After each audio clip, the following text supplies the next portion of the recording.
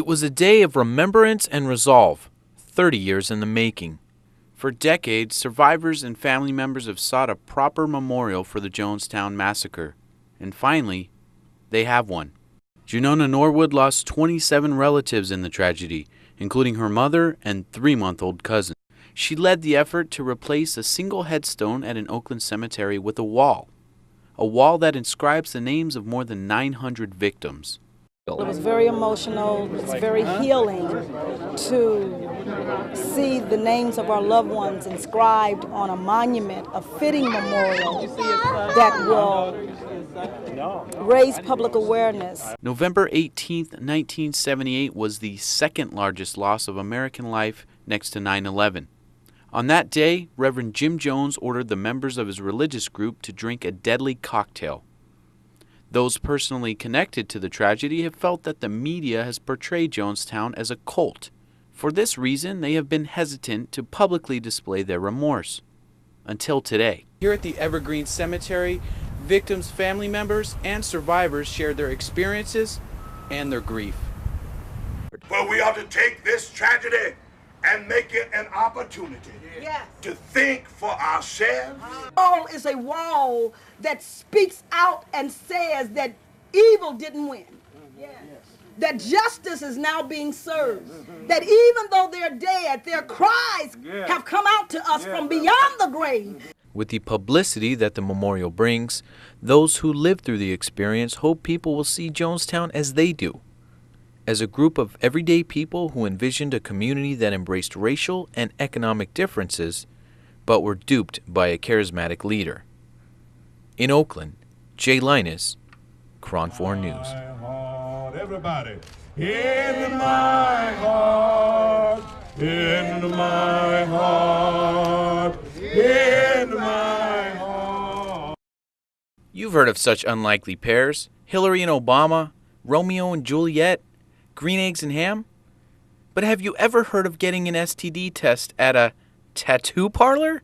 It's true. The San Francisco Department of Public Health has found a way to combine the two.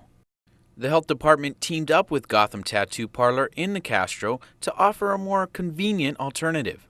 The idea may seem a little odd, but health officials think it will encourage more young people to get tested.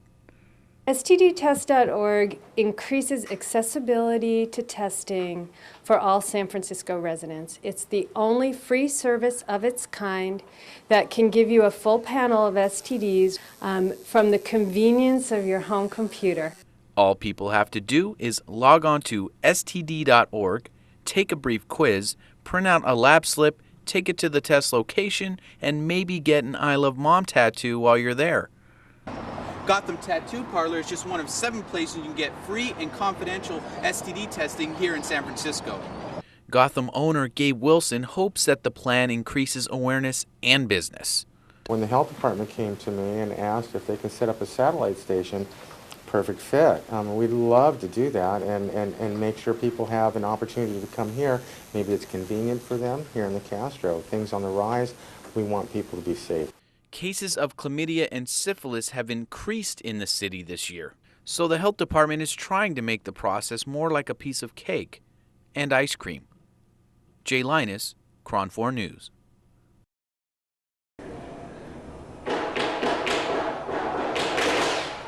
A shootout with San Mateo police ends with 2 people dead, but not before an innocent victim saved the lives of her 2 children.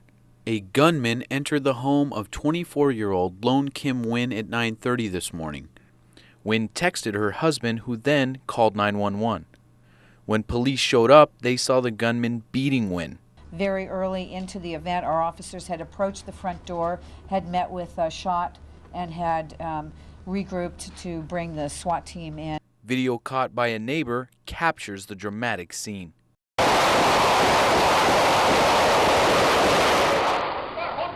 Wynn then barricaded herself in a back room with her 2 children, a boy age 3 and a girl age 1.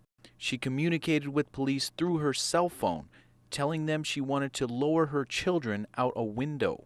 You can see the officers standing on a vehicle while the children are being handed down. Just as she passes her second child, police say Wynn collapsed. They say the gunman, unable to enter the room, shot through the wall and then officers returned fire. When police entered the home, they found Wynn and the intruder dead. Investigators are still unsure why the gunman entered the home and if he had any connection to the victim. Police have yet to release the identity of the gunman and will conduct forensic testing to determine exactly whose bullets hit who. San Mateo, Jay Linus, KRON 4 News. Tonight, we await a verdict. California has largely been seen as the main battleground for same-sex marriage, but after tonight and what looks like the passing of Proposition 8, the real fight may have just begun. Here at the No on 8 headquarters in San Francisco, the crowd has watched a close race, but mainly from the losing point of view. And despite facing a loss, the people remained determined. We're going to do what any family would do. We're going to stand up for our family, no matter what the result is tonight. The result will likely be more legal battles that challenge the constitutionality of the proposition and the fate of the 16,000 same-sex couples that have already been married. And this is much broader than just a fight for marriage equality. This is about full equality for all. The fight has already become the most expensive social issue campaign in U.S. history. A multi-million-dollar barrage of television ads may have been the reason why Prop 8 opponents saw their early September lead disintegrate. From July to September, opinion polls show yes supporters for Prop 8 decrease. But after the September ads, the graph shows support increase. Ads like this one. This door's wide open now. It's going to happen, whether you like it or not. And this one about teaching gay marriage in schools. Voting yes on 8 to protect marriage, but also to protect their children, because they don't want kids as young as kindergarten and first grade to be taught that there's no difference between gay marriage and traditional marriage. Most of this money came from out-of-state groups, fearful that a legalization movement would spill over. For supporters of 8, this is the vindication they were looking for after seeing 4 Superior Court judges overturn a ban on gay marriage in May. And a win based on popular support could likely give Prop 8 supporters leverage in future court battles. Jay Linus, KRON 4 News. Here's Channel 39's Jay Linus with that story. This is a tale of 2 cities, one celebrating its safest year in history and the other in the middle of a war zone. The Laguna Niguel City Council recently approved a sister city program with Al-Qaim, Iraq. Initially, Laguna Niguel adopted the 1st Battalion 4th Marine Regiment based at Camp Pendleton, but now working to secure Al-Qaim and the Al-Anbar province. Commander Lieutenant Colonel Jason Baum asked Laguna Niguel City officials for help. Clearly, the Marines are staffed, trained, equipped to use deadly force. However, in order to be successful in a mission of the type they have currently, they need to develop relationships with the people that are there. We're trying to put a different face of America that maybe Al-Qaeda and the insurgency has put on us. Al-Qaim is close to the Syrian border, so the town acts as an entry point for foreign fighters, weapons, and money. Al-Qaim has been increasingly unstable ever since 2005, when fighters loyal to Abu Musab Zarqawi captured the city. While the U.S. military has made progress in the region, Al-Qaim is still seen as largely under the control of insurgents. The instability has contributed to strict enforcement of the law. Just last month, Sunni tribal sheiks from Al-Qaim executed 2 men accused of killing an Iraqi police officer. It's not like you're having a sister city relationship with a city in Australia or Mexico or even South America. This is a war zone. So they have to stabilize that area and make a statement that the killing of law enforcement is not going to be stand for. So they took the responsibility that all public officials have to, and that is provide public safety. For some, the thought of allying or even being complacent with those who practice vigilante justice may cast doubt on the U.S. military's methods for winning the war. However, Laguna Niguel officials see otherwise. I think that's part of what hopefully will come out of the sister city relationship is we can have a better understanding not only of what their customs are, of their culture, but what are they experiencing. We want to make things easier on our 1-4 Marines. They're over there putting their life on the line every day. Laguna Niguel officials contend that the situation in Alkime is improving and that assisting the military in its efforts is all the more reason to continue the program, not abandon it. Jay Linus, Channel 39 News. Here's Channel 39's reporter Jay Linus with the story. It took a 72-year-old grandmother to do what other forces could not, prompt the resignation of former Orange County Sheriff Mike Corona. Political watchdog Shirley Grindle of Orange filed a complaint with the Attorney General's office questioning the legality of the free services Corona was receiving from one of the nation's leading law firms. When I found that out, I said, that isn't going to fly. And so I wrote a one-page complaint to the Attorney General's office that Sheriff Corona, if he accepted these pro bono legal services, was violating the state's gift limit. Now, I knew that when I filed the complaint that this would probably be the kicker, and it was. Rather than have his legal team expend resources on challenging this specific complaint, the former sheriff resigned so he and his counsel could focus solely on the charges brought against him by the federal government. Corona faces 7 felony counts. These include offering top-level positions within the department in exchange for financial contributions and personal gifts to himself, his wife, and his mistress. He is also being charged for intervening in a gang sexual assault investigation involving the son of a former aide, Donald Heidel. This former assistant sheriff is said to be involved in organizing most of the illegal financial contributions and is now the chief witness against Corona. Federal prosecutors claim that Heidel wore a wire during a meeting with Corona in which he urged Heidel to mislead a grand jury. During his last day in office, he rearranged the highest department positions in order to, what critics claim, handpick a successor. The new Orange County Sheriff, Jack Anderson, has spent 21 years with the department and served as operations commander. I admired a lot of things he did with his management skills. He accomplished a lot for this organization. What's going on with him personally, I feel sorry for him. I feel sorry that he has to deal with that. But it does not bother me that I was selected by him, or he concurred with my peers that I should be the one to lead the organization. You have to remember something.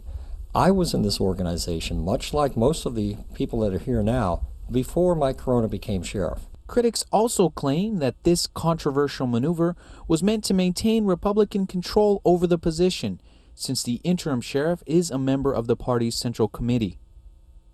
It was a consensus that I should lead, and it's only for an interim period.